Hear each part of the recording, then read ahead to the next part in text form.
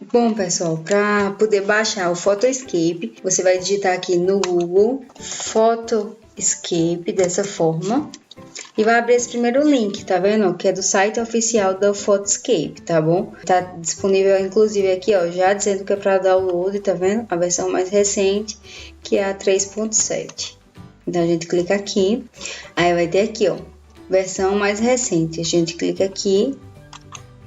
E aqui já tá o botãozinho do download, tá vendo? É só clicar aqui, ó, download grátis. Lembrando que esse programa ele é um programa gratuito, tá?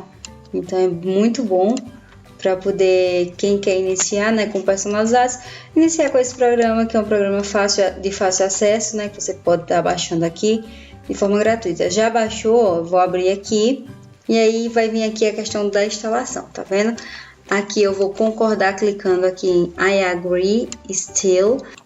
Coloco aqui já está selecionado, né? Instalar o Google Drive, mas eu já tenho, então só colocar aqui próximo. E ele já está instalando. Terminou a instalação e aqui eu vou finalizar a instalação agora.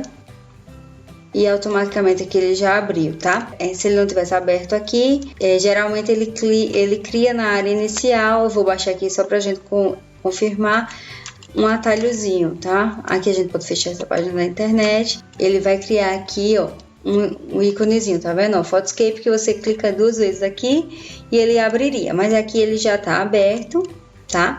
E aqui a gente poderia começar a usar o programa, tá?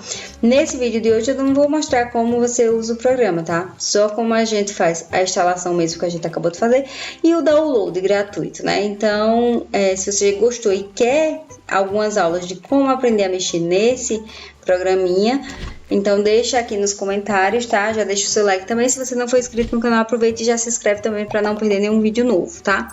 Lembrando que se vocês quiserem que eu ensine aqui como se usa esse aplicativo, né, esse programa aqui no computador, para vocês fazerem as artes de vocês aí nos personalizados, é só deixar nos comentários que eu trago para vocês, tá bom? Obrigadinha e até o próximo vídeo. Tchau!